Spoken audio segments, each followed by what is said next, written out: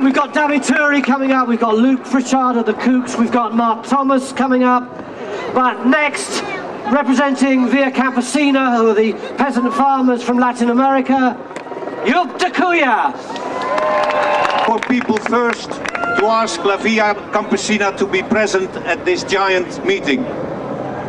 And to be frankly, I think they are right when they have put first, people first, then put farmers almost first. Farmers produce daily the basic needs of our all. World.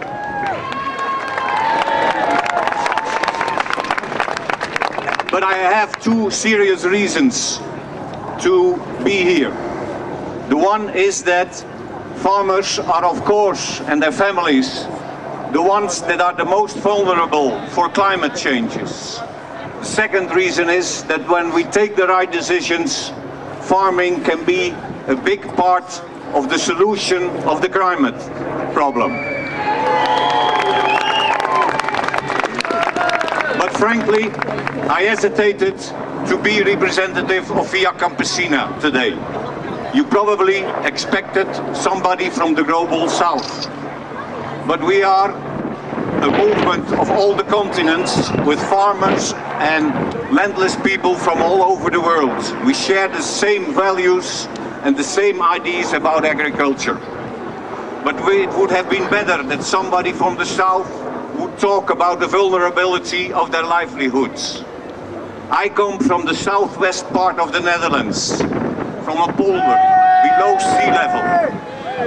I was not there when a terrible flood in 1953 hit our region. More than 2,000 people drowned. 40 years later, I asked my grandmother why did she want to go. She finally answered, because I don't want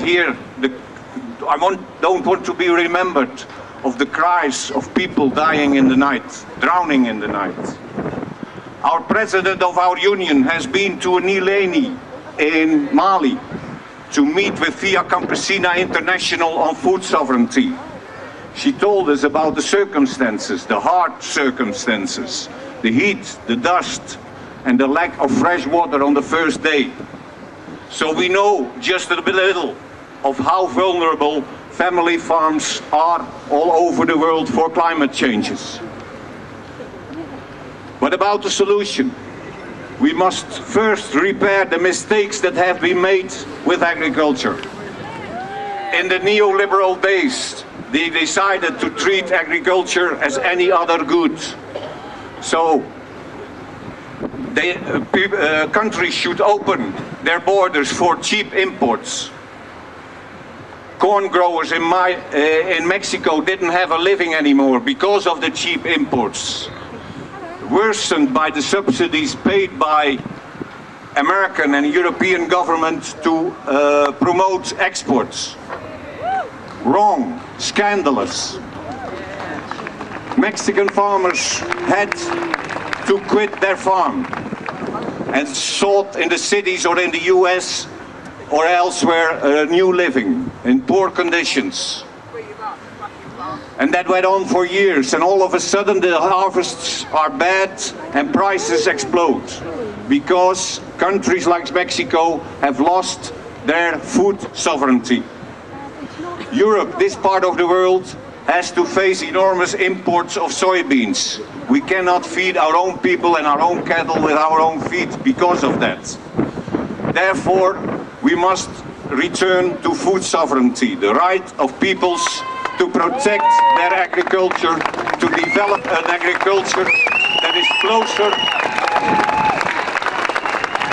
closer to consumers, to the people who need food and the people who produce food.